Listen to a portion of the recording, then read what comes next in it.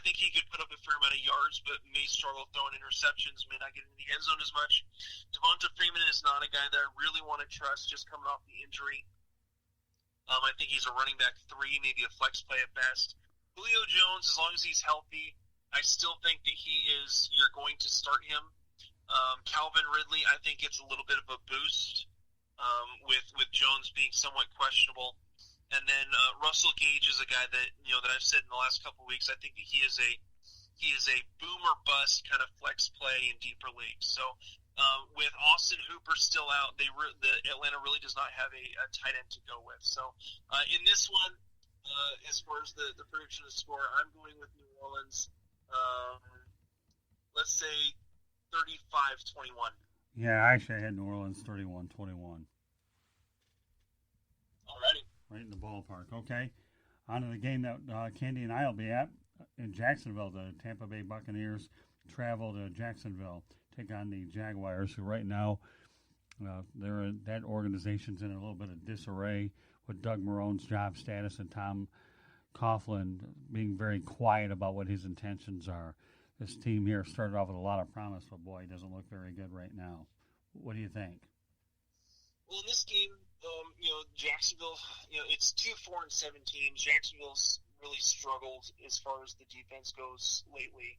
I think that Winston could be in for a really good game. Ronald Jones is the running back that kind of leads the troop in terms of Tampa Bay, but really for me, he's still not a fantasy asset at all. So really for me, if you're going to play anyone from Tampa Bay, it's going to be Jameis Winston.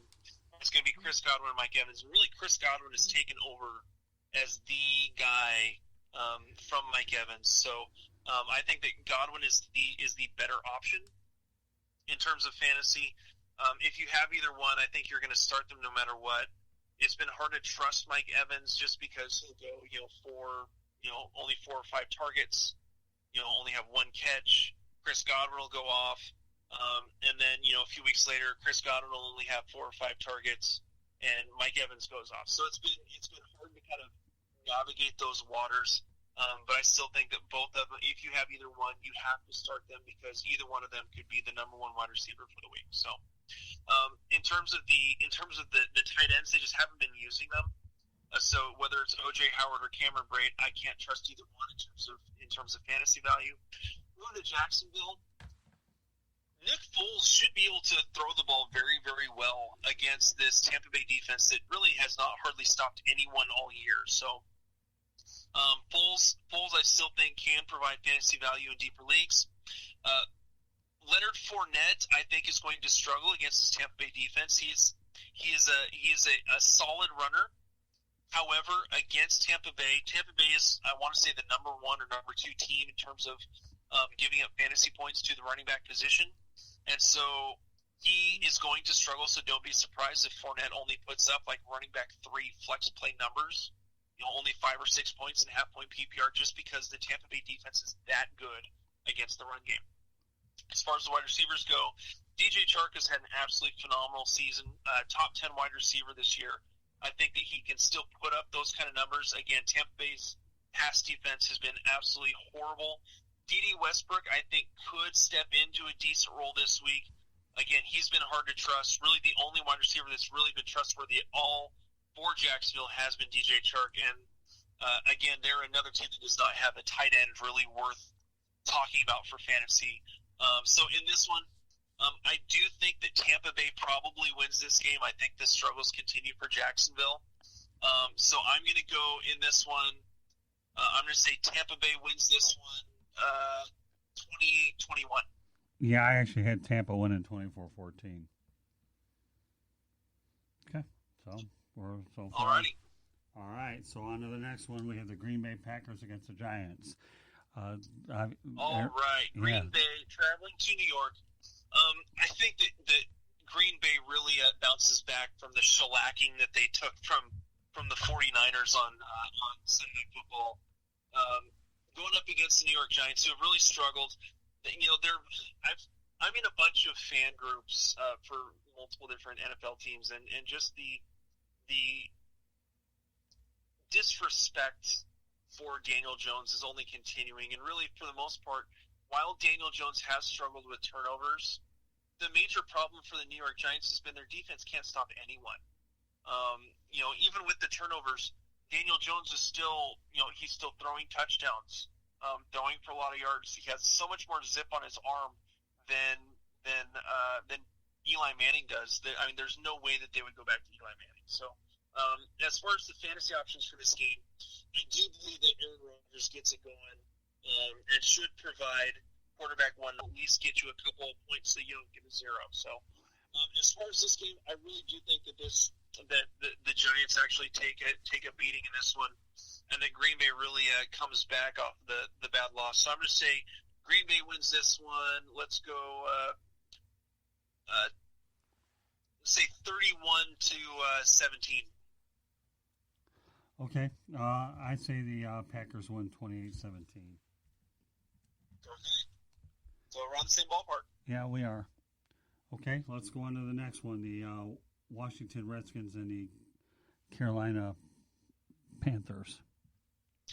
All right. So the Washington Redskins, it's Haskins still is not a fantasy option, just at all. He's not a fantasy option. And the entire team has struggled. I understand that, I know that there was kind of the quote-unquote blow-up with him on the sidelines with the offensive line, and really what was going on there, I think what people misunderstand is the fact that Dwayne Haskins was asking, what do I need to do to help out the offensive line? He wasn't really hammering on the offensive line. I think it was the offensive line has enough veterans. I think he was asking, what am I doing wrong to make it so it's easier for you guys to do your jobs so that we're all succeeding. So he's taken his lumps as a rookie, which he's going to continue to do. But again, he's not a fantasy option. Darius Geis could provide some fantasy flash as a flex play simply because of the fact that he can catch the ball out of the backfield. There's really no one else, not even Adrian Peterson, that I trust as far as fantasy options. Terry McLaurin is the only really much of a fantasy option in terms of the wide receiver position, and I think that he's kind of moved down to wide receiver 3. Flex play is kind of the best that you can expect out of him, and they don't really have a tight end with everyone being injured. So as far as Carolina goes, Kyle Allen is more that even against even with an easy matchup against Washington, I think that Allen is more of a quarterback 2 in 2 quarterback leagues. Christian McCaffrey, you are starting him no matter what. He is going to be, as always, the number 1 running back, number 1 ranked running back. There's no reason to say that he's not, because even in tough positions, his catching ability has separated him from the rest of the pack in terms of production. So Christian McCaffrey is a must start. DJ Moore is actually questionable for this week, and the reason is he's been dealing with a little bit of an ankle injury, but also he left practice early today because of the birth of a child, and so I'm guessing he's probably going to play, having a few days over this weekend to be with his significant other with the birth of their little one. So I still think that he plays this week. And if he does, he's definitely in that kind of wide receiver 2 conversation.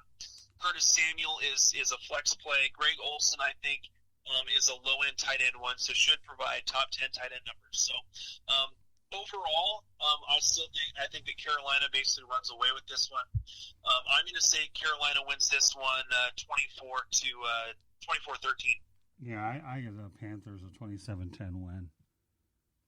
I think Washington was lucky to get a win against the Lions, and again, everybody seems to be getting a win against the Lions anyhow, but not this time. It's just kind of been one of those seasons. Yeah, it is. But yeah, Carolina 27-10. All right, this is one of the more interesting games here. We got the Jets and the Cincinnati Bengals. Andy Dalton's in there because obviously the Bengals are trying to avoid a winless season. So we got the Jets and the Cincinnati Bengals. What are your thoughts? All right. So as far as the Jets go, Sam Darnold could provide decent fantasy value. I still think he's more the high-end quarterback, too. Le'Veon Bell, should provide decent value. Again, his ability to catch the ball, he's really struggled this year to provide the value that people were expecting out of him. In a lot of cases, he still was being drafted in the first round. But I think that Bell still could provide decent value. He's really the only running back for the Jets that I like. Jamison Crowder and Robbie Anderson. Crowder is more of the safety blanket for Darnold, so he's going to have a little more value. I think that he's a wide receiver 3. And Anderson is a wide receiver 3 kind of flex play that he's more boom or bust. He's either going to put up a bunch of points or he's not going to put up anything. And that's really what you're going to get out of Anderson. Ryan Griffin is kind of showing flashes of a possible top 10 tight end. And so he is kind of on the low end of the tight end 1 spectrum for this week. As far as the Cincinnati Bengals go, Andy Dalton, it's hard to trust him. And the New York Jets defense has been playing very well the last couple weeks. So Dalton, I don't want anywhere near the fantasy radar. Joe Mixon, he's been hard to trust all year. I think he's only gotten in the end zone once, maybe twice all season. So he's not a guy I'm really willing to trust in. I think he's kind of a running back 3. Tyler Boyd is their best option at receiver. I think that he can, out of desperation because no one else is healthy, put up wide receiver 2 numbers. And Eifert, again, he's been hard to trust simply because he's always either injured or the quarterback just hasn't been able to get him the ball. So he's, again, at kind of that 10 to 15 tight end. So not really a guy you want to trust for fantasy production unless you have no other choice. So as far as I'm concerned in this game, this should be another Jets runaway. I'm going to say that the Jets win this one 24 to 10. Yeah, I had the Jets 24 to 16. I'll give the Bengals. Yeah, we're staying pretty similar on these. Yeah, we so are. Far. The only reason I even give the Bengals that many points is they're at home. Yeah. Other than that, we're close. Now, there's one we might differ on. Is the next one, Tennessee against Indianapolis. All right, Tennessee at Indianapolis, 6-5 teams. I really like Tennessee in this one. Ryan Tannehill has been playing so well the last few weeks.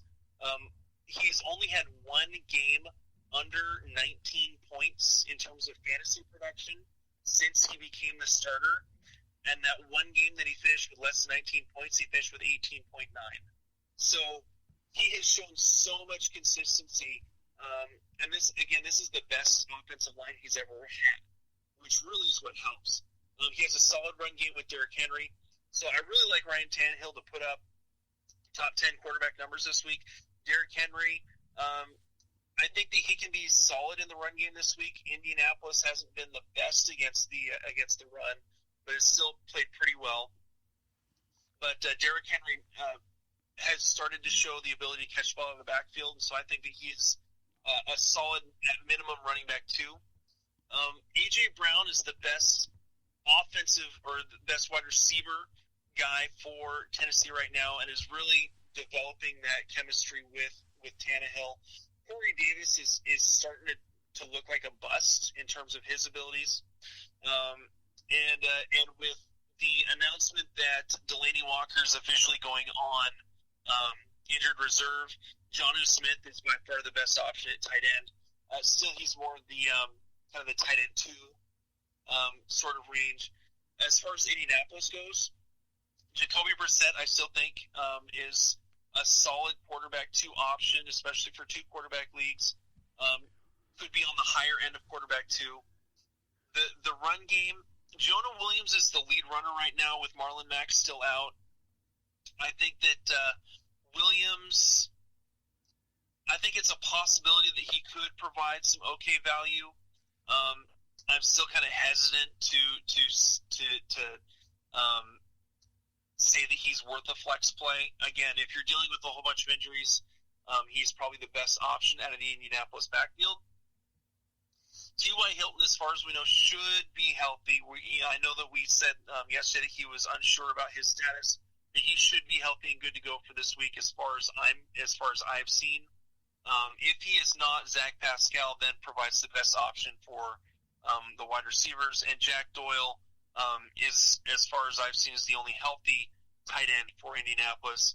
Should provide close to tight end 1 value or top 10 tight end value. So for me, I think I honestly think that I go with Tennessee